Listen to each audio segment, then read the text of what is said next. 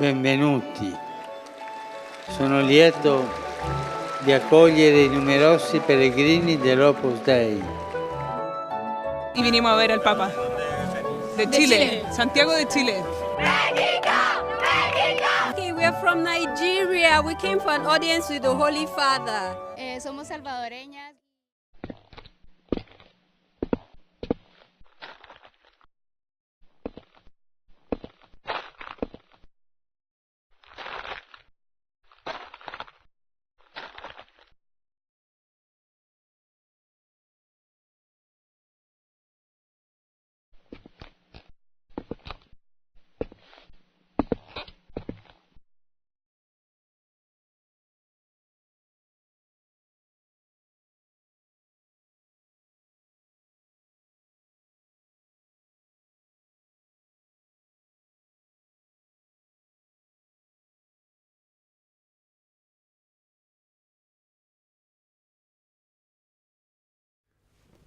¿Cuántas simpatías ha despertado Francisco, verdad? Y no solo para los que profesan la religión católica. Se ha convertido en autoridad de influencia mundial para cientos de millones de personas y también para casi todas las religiones. Ahora sí, por favor, el monaguillo primero. Monaguillo primero, bueno. Reyes, presidentes, políticos y religiosos en general no pierden oportunidad para mostrarse a su lado y conseguir su beneplácito. Obama le confesó al Papa ser un gran admirador. Beneplácito que les da poder. Poder que lúcidamente es distribuido por el Papa a diferentes personalidades del mundo entero. Rusos, norteamericanos, a los de izquierda, a los de derecha, a las posiciones intermedias, a los evangélicos o a los ortodoxos, a los budistas, por nombrar algunos. Gracias. De esta manera, sus consejos y opiniones se convierten en ley, por consenso casi absoluto. Pero esto no es lo que perciben las cientos de millones de personas que nos rodean.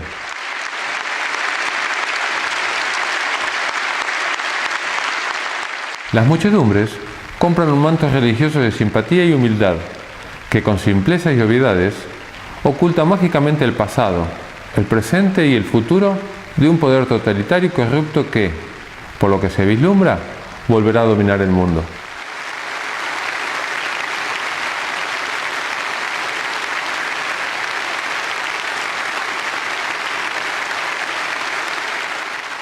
Decimos volverá porque en el pasado ya lo hizo.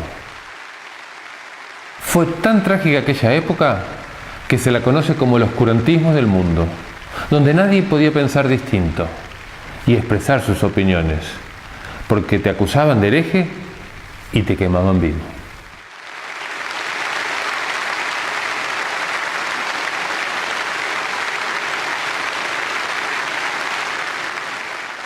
Sí, esta práctica no la inventaron los grupos terroristas de la actualidad.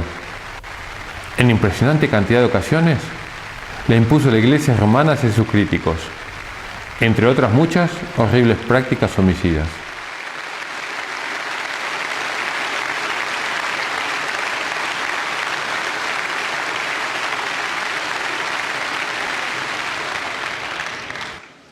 Tan grandes eran las mentiras que sostenía esta Iglesia que uno de sus más fervientes y devotos sacerdotes comenzó a ponérseles y junto con algunos más comenzaron una protesta tan grande que fue conocida mundialmente como la Reforma Protestante.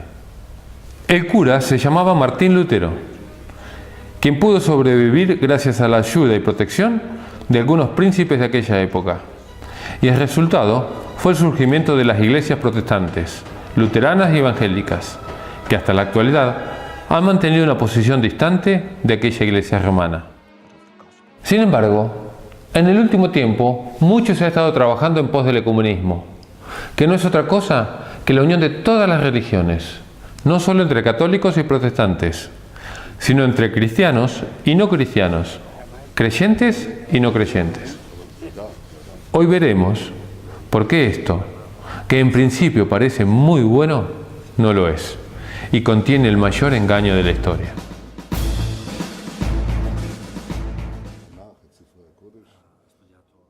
El amor y la unidad entre los hijos de Dios son muy buenos y esenciales. Jesús, estando con sus discípulos la noche antes de morir, oró por esto. Él dijo: No ruego solamente por ellos, sino también por los que, gracias a su palabra, creerán en mí. Que todos sean uno, como tú, Padre, estás en mí y yo en ti, que también ellos estén en nosotros, para que el mundo crea que tú me enviaste. El mundo nunca creerá en un evangelio que produce enemistad y odio entre quienes dicen practicarlo. El evangelio de Cristo es en esencia amor, y ese amor debe verse entre sus seguidores. Es importante recalcar también que esta unidad, para que sea útil, tiene que darse en Jesús, de acuerdo a sus enseñanzas. Ahora, ¿por qué no es bueno el ecumenismo? Si parece la única vía lógica para encarrilar este mundo en desesperado colapso. Porque es una gran falsedad, un gran engaño. El ecumenismo, en realidad, es un movimiento político y religioso mundial que, aparentando cumplir con el mandato de Jesús que todos sean uno, y arrogándose un designio de paz, tendrá principios y fines completamente opuestos.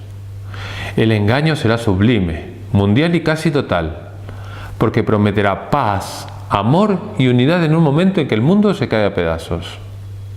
La Biblia describe este movimiento como el anticristo, porque sus dirigentes hablarán en su nombre, pero poco les importará a Cristo, sus enseñanzas y su ley de amor, sino el poder y el control mundial. Es más, se opondrán a Cristo. Sabrás que no es nuevo el uso de la religión para lograr el poder en este mundo. Por ejemplo, la mayoría de las guerras que se han desatado ha sido en nombre de Dios. Sin embargo, en el último tiempo ha llamado la atención del mundo entero la gran cantidad de gestos de amistad y bondad que se han mostrado desde la Iglesia romana. Gestos con que están conquistando a multitudes.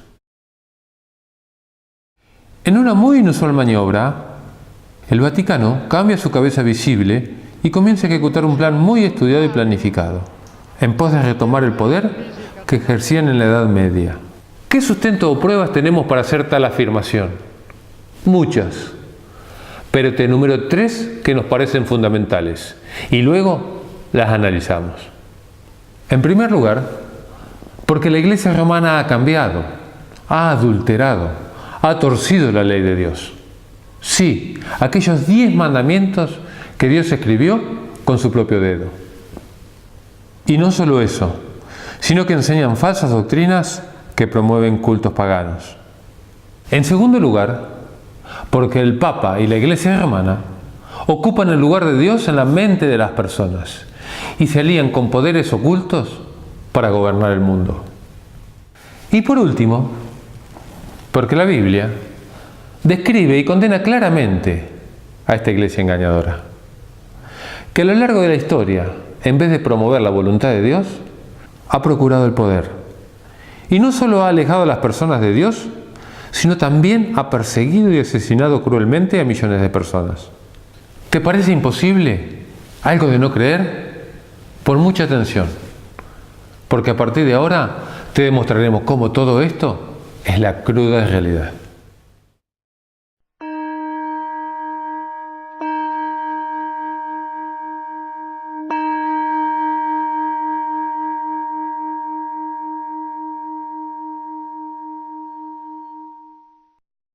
¿Podría alguna persona o institución cambiar lo único que Dios escribió con su propio dedo y en 2 tablas de piedra?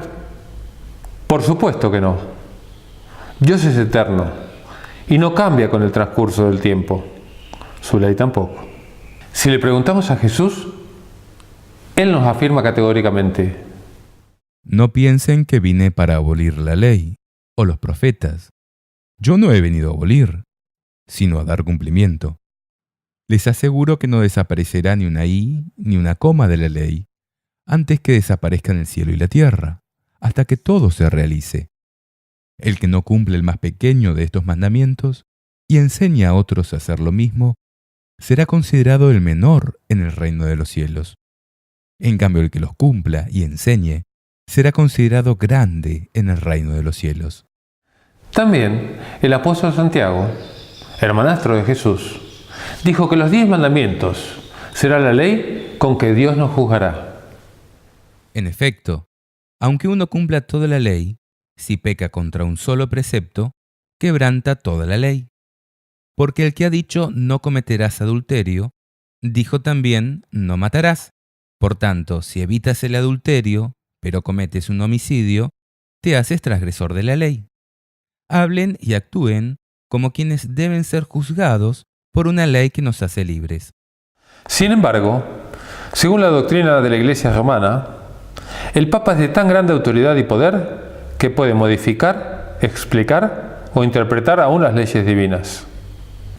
No ha habido en la historia de la humanidad una usurpación de poder tan grande, teniendo la osadía de desafiar a Dios mientras se pretende representarlo. La Iglesia romana fomenta el culto a las imágenes. Por ello, en el Catecismo, ha eliminado el segundo mandamiento, el cual ordena: no te harás ninguna escultura, ni ninguna imagen de lo que hay arriba en el cielo, o abajo en la tierra, o debajo de la tierra, en las aguas. No te postrarás ante ellas, ni les rendirás culto, porque yo soy el Señor, tu Dios. Las representaciones rebajan y falsifican nuestro concepto de Dios. Por eso dice la Biblia en Deuteronomio 4: cuando el Señor les habló desde el fuego, en el Horeb, ustedes no vieron ninguna figura. No vayan a pervertirse entonces, haciéndose ídolos de cualquier clase, que tengan figura de hombre o de mujer. ¿Haré una abominación? ¿Voy a adorar un tronco de árbol? También Isaías 44 nos dice que el culto de las imágenes es abominable a Dios. La idolatría no es una práctica errada e inofensiva producto de la ignorancia. Es un culto diabólico. Y no somos nosotros. Es el apóstol Pablo quien dice esto en 1 Corintios, capítulo 10, versículos 14 al 20. La idolatría tampoco es un culto obsoleto. Fue siempre practicado en forma atractiva y popular. Por eso, la Iglesia romana lo incorporó de lleno a sus ritos. Es más, el Apocalipsis revela que el culto de las imágenes será practicado hasta el fin del mundo, aún en medio de las plagas de los últimos días. Dice: y el resto de los hombres que no habían sido dañados por las plagas, no se arrepintieron de sus obras, ni dejaron de adorar a los demonios y a los ídolos de oro, de plata, de bronce, de piedra y de madera, que son incapaces de ver, de oír y de caminar.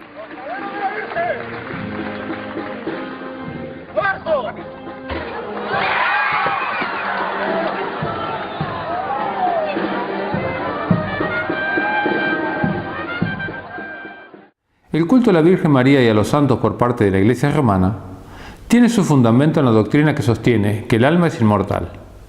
O sea, creer que cuando una persona muere, en realidad no muere, sino que su alma se va al cielo, al infierno o al purgatorio. Sin embargo, la Biblia, en Génesis 3, dice que esta fue la primera gran mentira con que el diablo nos engañó. Dios había dicho que la persona que peque, esa moriría. Y el diablo, disfrazado de serpiente, fue el primero a negar esto y afirmar que en realidad no moriríamos, sino que pasaríamos a un mejor estado. La serpiente era el más astuto de todos los animales del campo que el Señor Dios había hecho.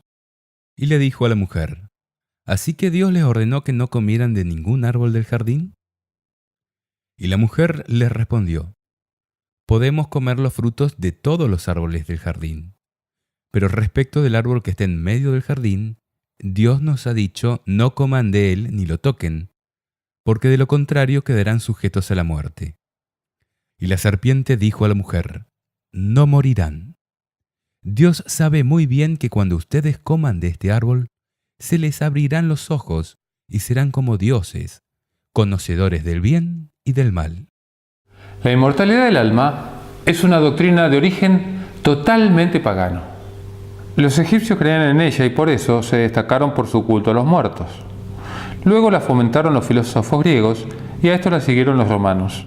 Por último, San Agustín trató de armonizar la filosofía griega con el cristianismo y el resultado fue la incorporación del paganismo dentro del cristianismo. A la doctrina de la inmortalidad del alma, otras religiones orientales, como los budistas, los hinduistas y el espiritismo moderno, agregan la creencia de la reencarnación como un modo de evolución o perfeccionamiento. Pero esta idea es totalmente ajena a la palabra de Dios. Dice la Biblia: El destino de los hombres es morir una sola vez, después de lo cual viene el juicio. Satanás y sus demonios son muy astutos enemigos. Rara vez se presentan tal cual son. Muchas veces toman disfraces bellos y atractivos. Uno de ellos es el de seres humanos que han muerto y supuestamente se hallan conscientes en un estado inmaterial. Y tal vez nos digan frases y cosas muy íntimas que solo ellos conocían. Es tan grande el engaño que Dios directamente prohibió las aparentes comunicaciones con los muertos. Cuando entres en la tierra que el Señor tu Dios te dará, no aprendas a practicar las abominaciones que cometen esas naciones. Que no haya entre ustedes nadie que inmole en el fuego a su hijo o a su hija, ni practique la adivinación, la astrología, la magia o la hechicería. Tampoco habrá ningún encantador, ni consultor de espectros o de espíritus, ni evocador de muertos. Porque todo el que practica estas cosas es abominable al Señor tu Dios. Y por causa de estas abominaciones, Él desposeerá a esos pueblos delante de ti. Dios es el único ser inmortal. Es el gran yo soy. El que tiene vida en sí mismo. El que nunca fue creado y jamás morirá. Luego, la vida de sus criaturas dependerá de una perfecta obediencia a su ley de amor. En Ezequiel, capítulo 18, verso 20, dice: el alma que pecare, morirá. Es por esto que la Biblia no enseña que tenemos un alma inmortal, sino que somos un alma mortal. En el relato de la creación, en el libro de Génesis, dice: Entonces el Señor Dios moldeó al hombre con arcilla del suelo y sopló en su nariz un aliento de vida. Así el hombre se convirtió en un ser viviente. Es por eso que cuando una persona muere, su alma deja de ser. Dice la Biblia: Sí, acuérdate de él antes que se corte la hebra de plata y se quiebre la ampolla de oro, antes que se haga pedazos el cántaro en la fuente y se rompa la cuerda del aljibe, antes que el polvo vuelva a la tierra como lo que es y el aliento vuelva a Dios, porque Él es quien lo dio. El espíritu tampoco es un ser consciente, es la vida que Dios nos da. Por eso vuelve a Dios, que es la fuente de la vida. Y vuelve tanto el espíritu de las buenas personas como de los criminales y de los animales. Porque los hombres y los animales tienen todos la misma suerte. Como mueren los unos, mueren también los otros. Todos tienen el mismo aliento vital, y el hombre no es superior a las bestias, porque todo es vanidad. Todos van hacia el mismo lugar. Todo viene del polvo y todo retorna al polvo. ¿Estamos diciendo con esto que no hay esperanza después de la muerte? De ninguna manera.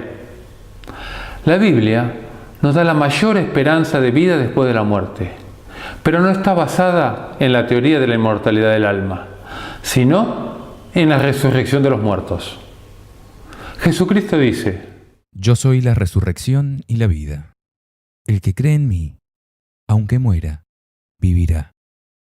Jesús comparó la muerte con un sueño, diciendo: nuestro amigo Lázaro duerme, pero voy a despertarlo. Sus discípulos le dijeron, Señor, si duerme, se curará. Ellos pensaban que hablaba del sueño, pero Jesús se refería a la muerte. Entonces les dijo abiertamente, Lázaro ha muerto. Hablar del regreso de Jesucristo es hablar de la resurrección. Dice la Biblia: No queremos, hermanos, que vivan en la ignorancia acerca de los que ya han muerto, para que no estén tristes como los otros, que no tienen esperanza. Porque nosotros creemos que Jesús murió y resucitó. De la misma manera, Dios llevará con Jesús a los que murieron con él. Queremos decirles algo, fundados en la palabra del Señor. Los que vivamos, los que quedemos cuando venga el Señor, no precederemos a los que hayan muerto, porque a la señal dada por la voz del arcángel y al toque de la trompeta de Dios, el mismo Señor descenderá del cielo. Entonces primero resucitarán los que murieron en Cristo.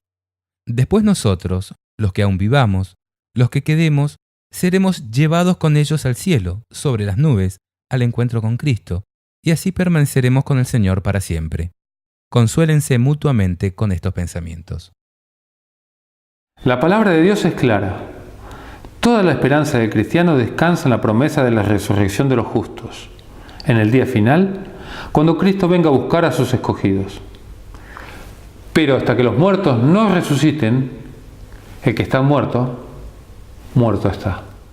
Mientras uno está unido a todos los vivientes, siempre hay esperanza, porque más vale perro vivo que león muerto. Los vivos, en efecto, saben que morirán, pero los muertos no saben nada. Para ellos ya no hay retribución, porque su recuerdo cayó en el olvido. Se han esfumado sus amores, sus odios y sus rivalidades, y nunca más podrán compartir todo lo que se hace bajo el sol. Ve entonces, come tu pan con alegría, y bebe tranquilamente tu vino, porque a Dios ya le agradaron tus obras. Que tu ropa sea siempre blanca, y nunca falte el perfume en tu cabeza. Goza de la vida con la mujer que amas, mientras dure esta vana existencia que Dios te concede bajo el sol. Porque esta es tu parte en la vida y en el esfuerzo que realizas bajo el sol. Todo lo que esté al alcance de tu mano, realízalo con tus propias fuerzas, porque no hay obra, ni proyecto, ni ciencia, ni sabiduría en el abismo a donde tú irás. Además de eliminar el segundo mandamiento y fomentar el culto de las imágenes, la Iglesia romana cambió el cuarto mandamiento. Veamos. La Biblia registra que, al comienzo de nuestra existencia, el Creador apartó un día especial para nuestro descanso y comunión con Él. Así fueron terminados el cielo y la tierra, y todos los seres que hay en ellos. El séptimo día, Dios concluyó la obra que había hecho y cesó de hacer la obra que había emprendido. Dios bendijo el séptimo día y lo consagró, porque en él cesó de hacer la obra que había creado. Además del registro de la creación en el Génesis, la Biblia repite en un sinnúmero de ocasiones que el día de descanso es el sábado. Tal es la importancia que uno de los 10 mandamientos está destinado a preservar su vigencia a lo largo de todas las generaciones. Acuérdate del día sábado para santificarlo.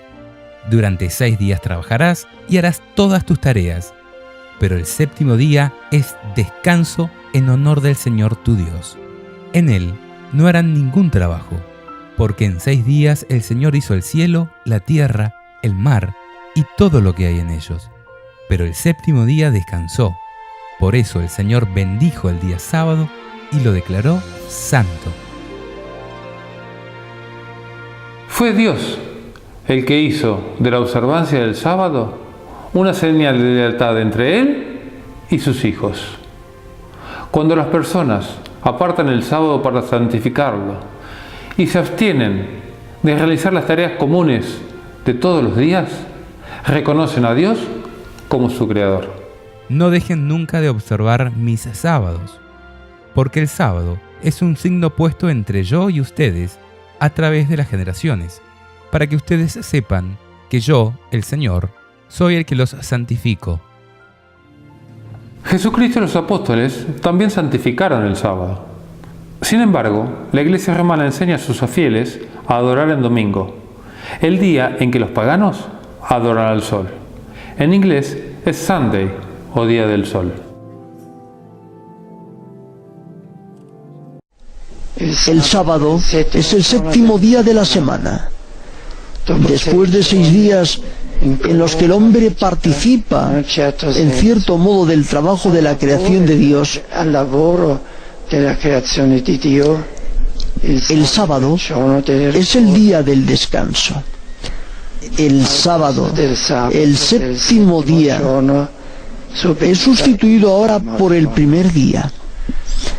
Como día de la asamblea litúrgica, es el día del encuentro con Dios mediante Jesucristo, el cual en el primer día, el domingo, se encontró con los suyos como resucitado, después de que hallaran vacío el sepulcro.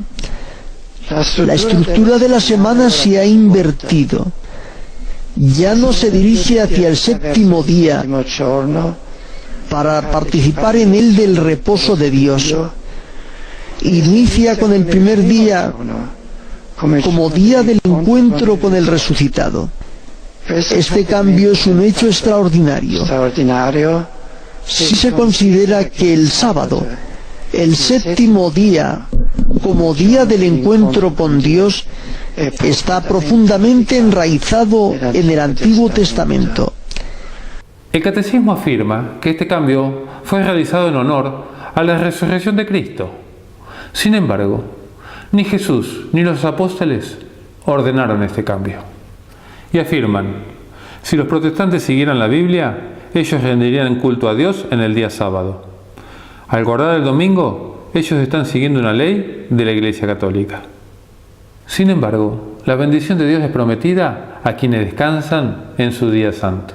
Si dejas de pisotear el sábado, de hacer tus negocios en mi día santo, si llamas al sábado delicioso y al día santo del Señor honorable, y si lo honras absteniéndote de traficar, de entregarte a tus negocios y de hablar ociosamente, entonces te deleitarás en el Señor, y yo te haré cabalgar sobre las alturas del país, y te alimentaré con la herencia de tu padre Jacob, porque ha hablado la boca del Señor.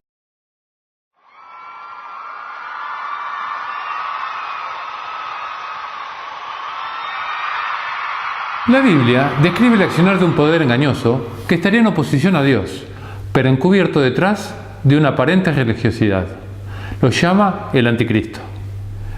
El prefijo griego anti significa tanto en contra de como en lugar de, por lo que estamos en presencia de alguien que se opone a Dios intentando ocupar su lugar.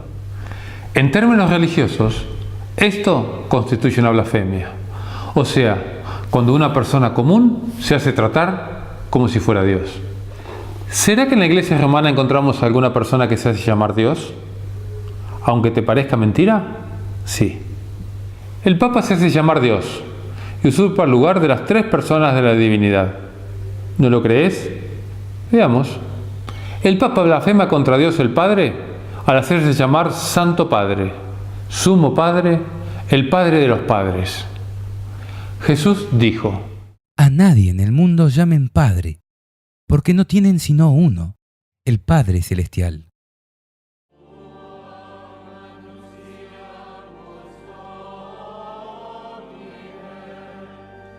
El Papa blasfema contra Dios Hijo al hacerse llamar Sumo Pontífice, lo que equivale a decir Sumo Puente, Sumo Intercesor, título que corresponde únicamente a Jesús. Dice la Biblia en 1 de Timoteo, capítulo 2, versículo 5. Hay un solo Dios y un solo mediador entre Dios y los hombres, Jesucristo, hombre él también, que se entregó a sí mismo para rescatar a todos.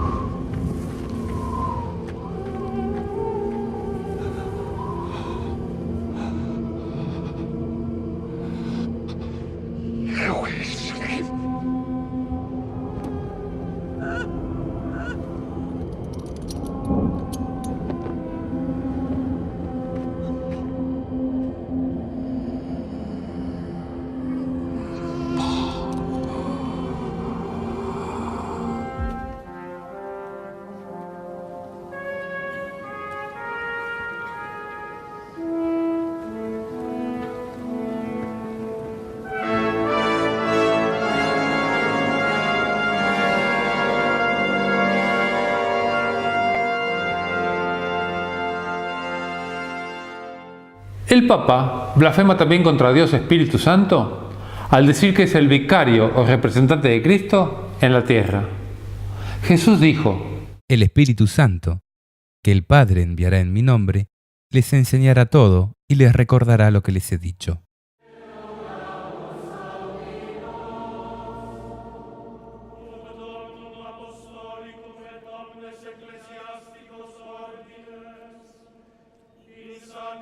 Además, los papas aceptan gustosamente que los hombres se postren delante suyo, cosa que ni Pedro, según ellos el primer papa, ni Gabriel, el principal ángel de Dios, han permitido. Veamos algunos pasajes. Cuando Pedro entró, Cornelio fue a su encuentro y se postró a sus pies. Pero Pedro lo hizo levantar, diciéndole: Levántate, porque yo no soy más que un hombre. Entonces yo caí a sus pies para adorarlo, pero él me advirtió: Cuidado, no lo hagas, porque yo soy tu compañero de servicio. Es a Dios a quien debes adorar.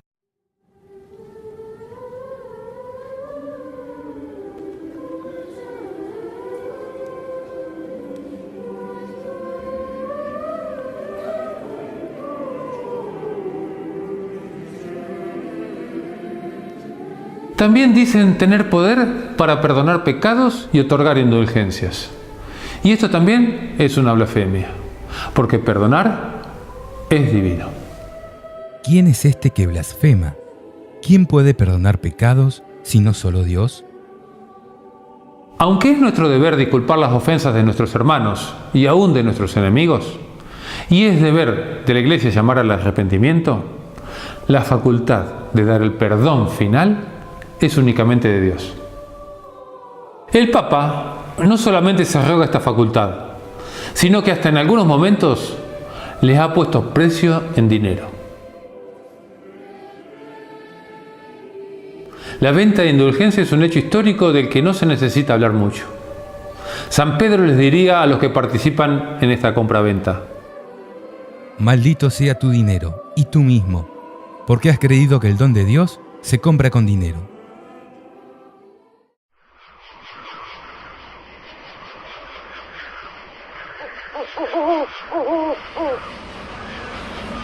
Al iniciar Jesús su ministerio, Satanás le mostró los reinos del mundo y le dijo: Si me veneras y te postras ante mí, te daré el mundo entero.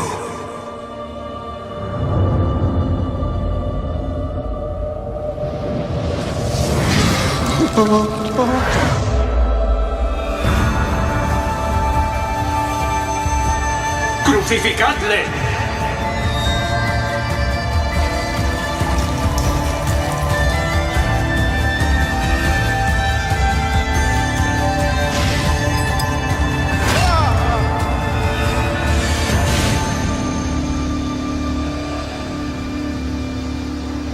Apártate de mí, Satanás.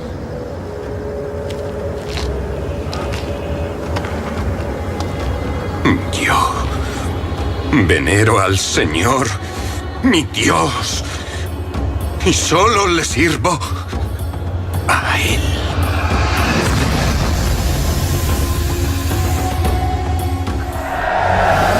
Tiempo más tarde, cuando Judas, el traidor, quiso unirse a sus discípulos, Jesús le dijo: Los zorros tienen sus cuevas y las aves del cielo sus nidos, pero el Hijo del Hombre no tiene dónde reclinar su cabeza. Y a poco de morir, afirmó: Rexes tu?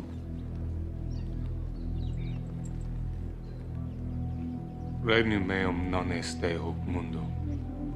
Si esset, putas ministri mei istos sic tradere mei, si ficent.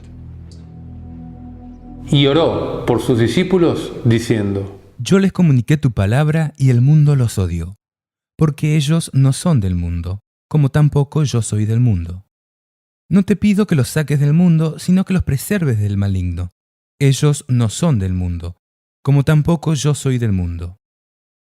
Y si el reino de Dios no es de este mundo, el reino de la Iglesia romana tampoco es de Dios. Porque el obispo de Roma, aquel que pretende ser el vicario de Jesucristo, aceptó la propuesta que Jesús había rechazado.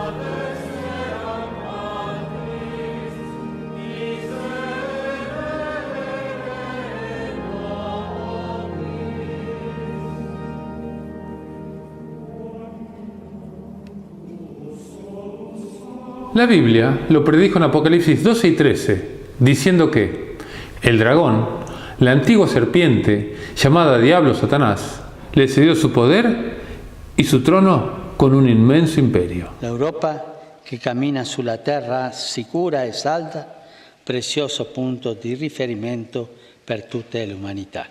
Grazie. Durante siglos, la Iglesia romana entronizó a los reyes de la antigüedad. Como dueño del mundo, promovió las cruzadas y por medio de bulas repartió las tierras de América descubiertas o por descubrir, a gusto suyo. Hoy se vuelve a repetir la historia. Mirá.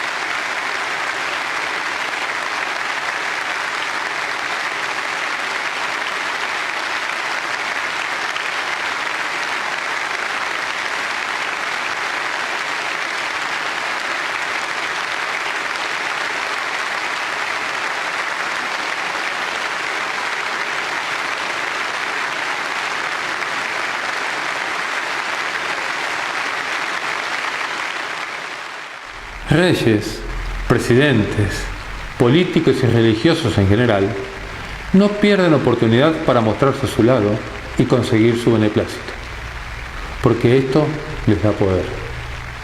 Este poder es repartido discrecionalmente por el Papa, a quienes, a su vez, también se postran ante su autoridad.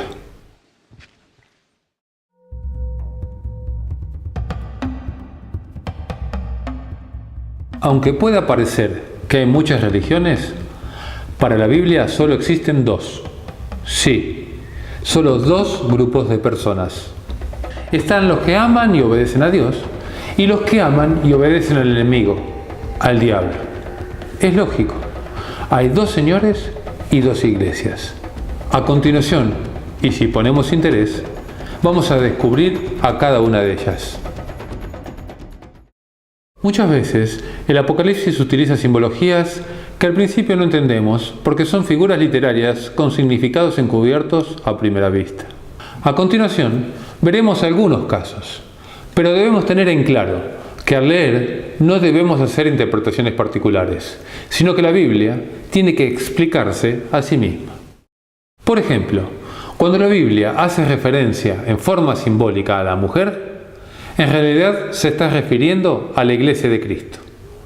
Dice en Efesios capítulo 5, versículo 25. Maridos, amen a su esposa como Cristo amó a la Iglesia. Por esto, cuando en Apocalipsis capítulo 12 se habla de aquella mujer vestida de sol que es perseguida por el diablo, se está refiriendo a la Iglesia verdadera, que a lo largo de la historia ha sufrido las acechanzas del enemigo de Dios. Allí mismo, en Apocalipsis capítulo 12, versículo 17, se describe a los hijos de Dios como los que guardan los mandamientos de Dios y tienen el testimonio de Jesús. Pero también el Apocalipsis describe el accionar de una iglesia falsa, apóstata, que ha engañado a su esposo y se ha ido con el enemigo. La figura lógica que utiliza la Biblia en este caso es la de una mujer prostituta que va a ser condenada por Dios a causa de sus pecados. Dice: Vino uno de los 7 ángeles que tenían las 7 copas y me dijo: Acompáñame y te mostraré cómo va a ser castigada la famosa prostituta, que está sentada a la orilla de los grandes ríos. El capítulo 17 de Apocalipsis es explosivo. A medida que avancemos, te darás cuenta por qué. Si lo lees de corrido, es muy probable que no entiendas nada. Pero si te detienes y buscas el significado de cada símbolo, descubrirás el mayor engaño de la historia. Imagínate que tenemos que resolver un enigma o un caso policial. Disponemos de cierta información y debemos interpretar el significado correcto. Y ojo, porque hay un solo significado, el que nos da la propia Biblia. Vamos al texto y veremos cuál es la iglesia que sirve al enemigo de Dios. Apocalipsis capítulo 17. El versículo 1 dice que esta mujer prostituta o iglesia falsa está sentada a la orilla de los grandes ríos. Y la misma Biblia se ocupa de aclarar qué son los grandes ríos. En el mismo capítulo 17, versículo 15, dice: Los ríos, continuó diciéndome el ángel, a cuya orilla está sentada la prostituta, son los pueblos, las multitudes, las naciones y las diversas lenguas. Por consiguiente, tendríamos que pensar en una iglesia prostituida que ha dejado a su esposo, o sea Dios, y que su influencia se expande sobre pueblos, muchedumbres, naciones y lenguas. La iglesia romana cumple esta característica.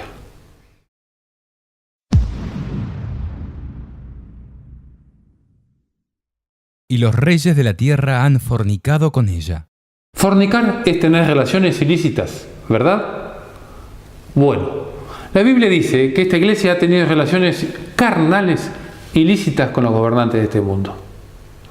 Piensa, ¿acaso la iglesia romana no se caracteriza por sus relaciones impropias con los gobernantes de este mundo? Buscando siempre aumentar su poder en vez de acercar a las personas a Dios.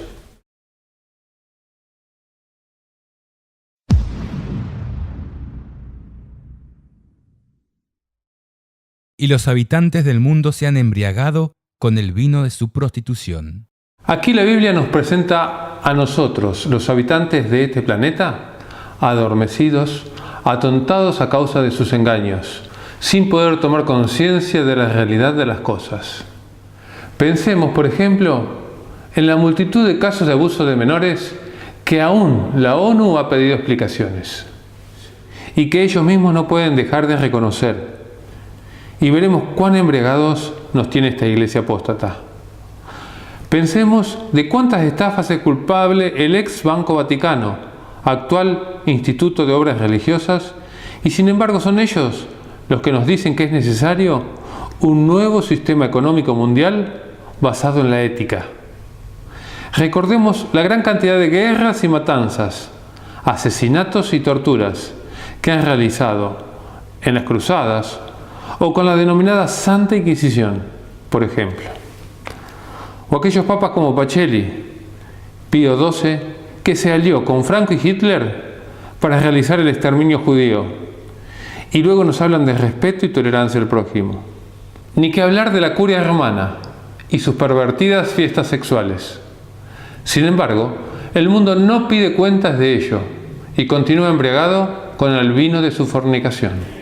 Al borde de un santo escándalo, Paolo Gabriele es el mayordomo del Papa Benedicto XVI. Fue detenido este viernes por la Gendarmería Vaticana bajo la presunción de ser la garganta profunda que ha filtrado documentos secretos del Vaticano. Palabras textuales de Benedicto XVI. No abandono la Iglesia, sino que continuaré sirviéndola con la misma dedicación, pero de una forma más adecuada a mis fuerzas. El Papa se dirigió en estos términos a más de 100.000 personas que llenaron la plaza de San Pedro para escuchar el rezo del último Ángelus de Ratzinger como sumo pontífice.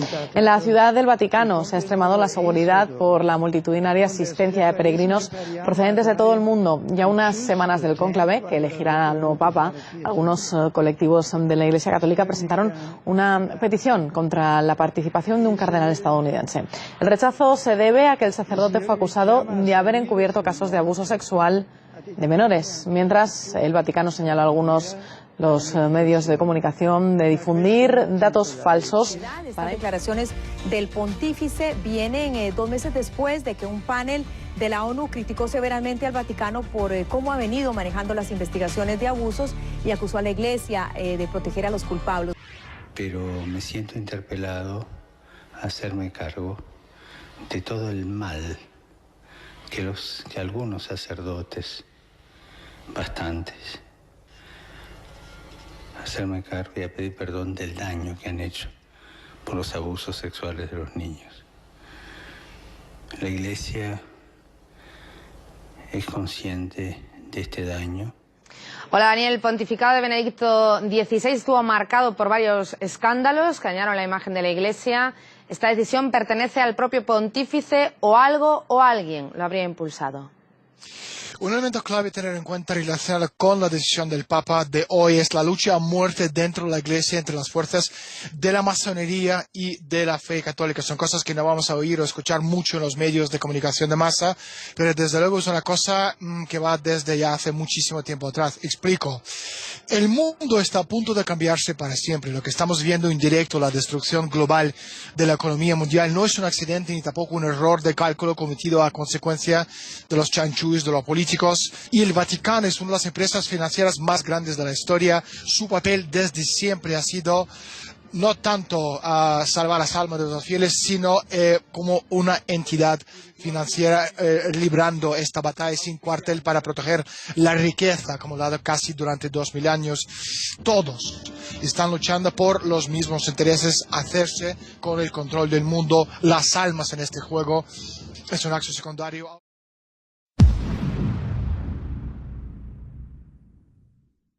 Estaba sentada sobre una bestia escarlata, que tenía 7 cabezas y 10 cuernos. Y un poco más adelante nos aclara que las 7 cabezas son las 7 colinas sobre las cuales está sentada la mujer. Si ponemos atención, Roma es la única ciudad en el mundo famosa por estar asentada sobre 7 colinas, las cuales se llaman Palatina, Aventina, Celina, Esquilina, Vímina, Quirina y Capitolina. Fíjate lo que dice la misma Iglesia Católica al pie de página. Se trata de las 7 colinas de Roma. Los 10 cuernos que has visto son 10 reyes que todavía no han recibido su reino, pero recibirán el poder real juntamente con la bestia solo por 1 hora. Todos están de acuerdo en poner a disposición de la bestia su autoridad y su poder. Los cuernos, obviamente, representan a las principales potencias del mundo que, según la Escritura, le entregarán el poder a la Iglesia romana.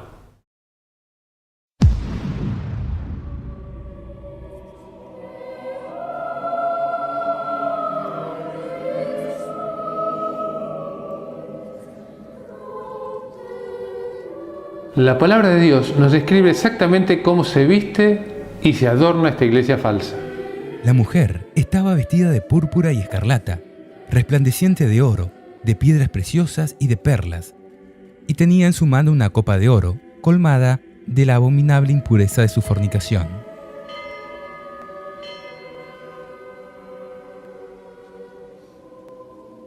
¿En qué iglesia sus máximos representantes se visten de color púrpura y rojo escarlata?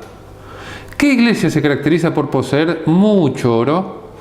¿Cuál es la única iglesia que utiliza la copa o cáliz de oro en sus cultos? Creo que ya tenemos casi resuelto el caso, ¿no? Además de la inmensa cantidad de oro que posee, el Vaticano es dueño de las mayores empresas del mundo a través de una sociedad secreta llamada Opus Dei. En contraste con esto, recordemos las palabras de Jesús cuando dijo: los zorros tienen sus cuevas y las aves del cielo sus nidos, pero el Hijo del Hombre no tiene dónde reclinar su cabeza.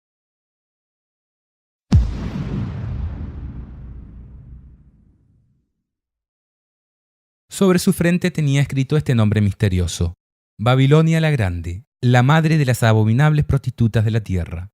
Esta iglesia caída, que la Biblia llama Babilonia por la confusión de doctrinas paganas que impone, tiene hijas que han salido de ella y que también se han pervertido. I want you to video a message back. Come up here and let's do it this way so he can see this whole congregation. So I've got to go to the Vatican again. Yes. I'm ready, sir. My dear sir. Sorry. My dear sir. Thank you so from the bottom of our hearts. All of these leaders represent literally tens of thousands of people that love you, that believe God with you, and in answer to your request. Aquí la profecía se refiere a aquellas iglesias protestantes que hoy, lejos de aquella protesta que las distanció de la iglesia romana, vuelvan a reconocer la autoridad de su madre iglesia y se unen a ella mediante el ecumenismo. Al igual que su madre, estas iglesias, también falsas, se han pervertido y no guardan los mandamientos de Dios tal cual los dio a Moisés en el monte Sinaí, ni siguen las enseñanzas tal cual Jesús las impartió.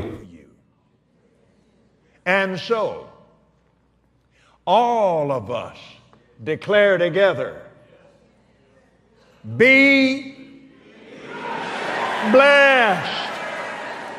Once again, all together, be blessed. Amen. Amen. Amen. Amen. Amen. Amen. Sus objetivos ya tampoco son acercar a las personas a Dios, sino engañarlas y sacarles su dinero.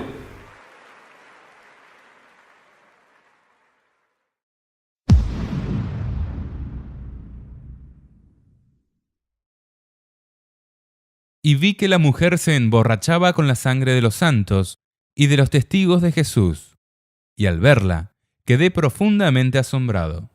De la relación nefasta entre el poder político y religioso no pudo nacer otra cosa que opresión y persecuciones.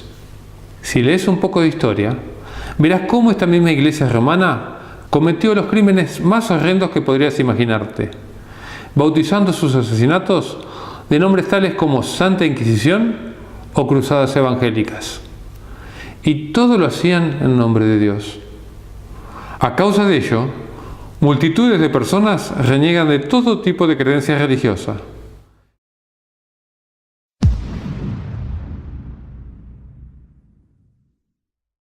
La bestia que has visto existía y ya no existe, pero volverá a subir desde el abismo para ir a su perdición.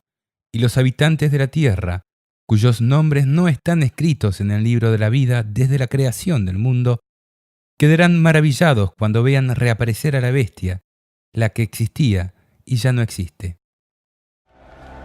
Dios proteja nuestras almas.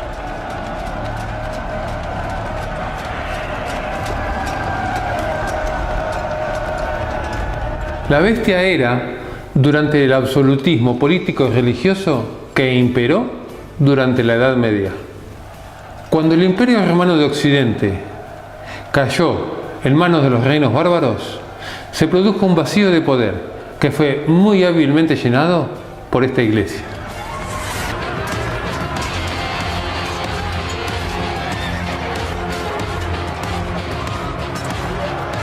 ¡No queméis las iglesias! ¡Dejad las iglesias! Desde entonces, el papado ejerció su soberanía indiscutida. Durante la Revolución Francesa, en 1798, el papado recibió su herida mortal cuando el general Berthier, al mando de Napoleón, tomó prisionero al Papa Pío VI. A partir de entonces, se quebró la hegemonía papal y más tarde, en 1870, los ejércitos de Víctor Manuel, liderados por el general Garibaldi, le confiscaron los estados pontificios en pro de la unificación de Italia. Luego, con la venida de los gobiernos constitucionales republicanos, respetuosos de las libertades individuales y con limitaciones al poder de Estado, se ha mantenido su herida abierta. Las profecías del Apocalipsis nos muestran las cosas que sucederán al final de la historia. Por eso, el ángel le muestra a Juan las cosas que sucederán cuando la bestia no es. Hoy, aunque la Iglesia romana es un factor muy importante de poder, aún no puede controlar abiertamente a las naciones. En la visión, la atención de Juan encuentra su presente precisamente en nuestro presente. Lo anterior es historia, lo posterior es futuro.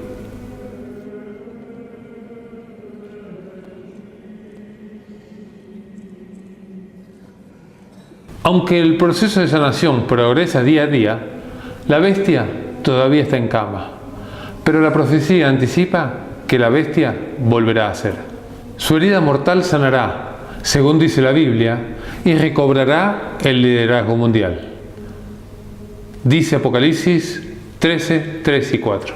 Una de sus cabezas parecía herida de muerte, pero su llaga mortal ya estaba cicatrizada.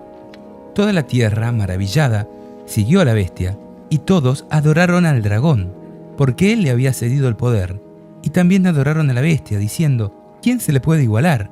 ¿Y quién puede luchar contra ella? Qué incertidumbre que le han puesto, qué misterio, ¿no? A todo esto.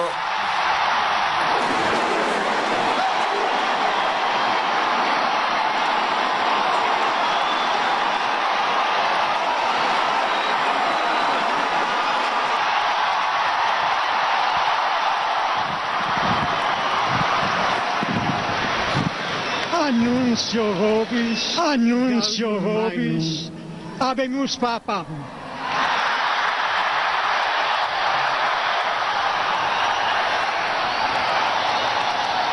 Eminentissimum ac reverendissimum Dominum Georgium Marium, Sancte Romani Ecclesiae Cardinalem Bergoglio.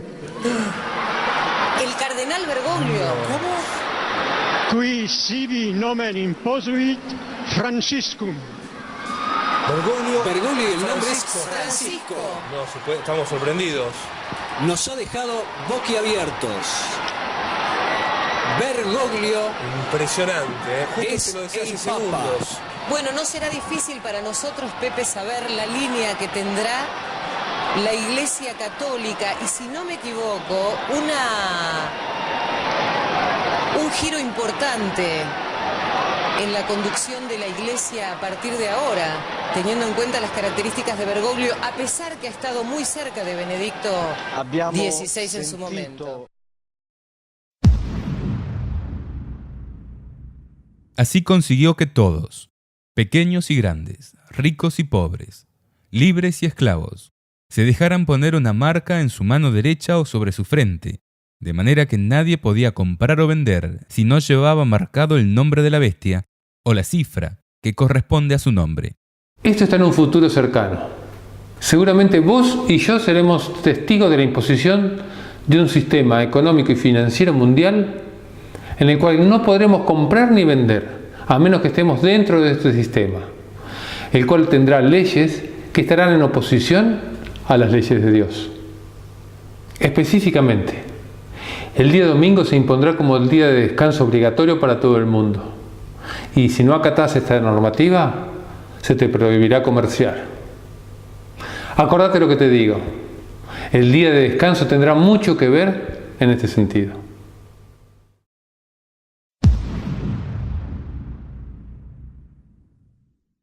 Para esto se precisa sutileza. El que tenga inteligencia calcule la cifra de la bestia, porque es una cifra humana, 666. El Papa ostenta una serie de títulos en latín, idioma madre de la Iglesia Católica Romana. Dos de estos son Vicarius Filii Dei, que traducido es representante del Hijo de Dios, lo cual vimos que es una blasfemia, pues el representante de Jesucristo es el Espíritu Santo. Dux Cleri, que traducido es jefe del clero. Como hemos estudiado en la escuela, en el sistema de numeración romano, los números son representados por letras. Así la I representa el 1, la B el 5, la X el 10, la L el 50, la C el 100 y la D el 500. Es increíble. Si sumamos los valores de las letras que componen los títulos que se atribuye al Papa, obtendremos exactamente 666. Veamos. Además, si queremos verificar el sistema de numeración romano, comprobaremos que si sumamos sus símbolos básicos, sin los modernos agregados, también obtenemos 666.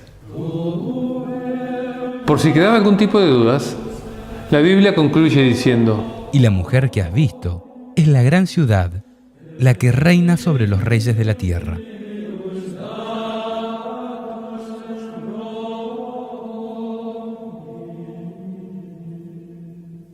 Creo que el caso está resuelto, ¿verdad?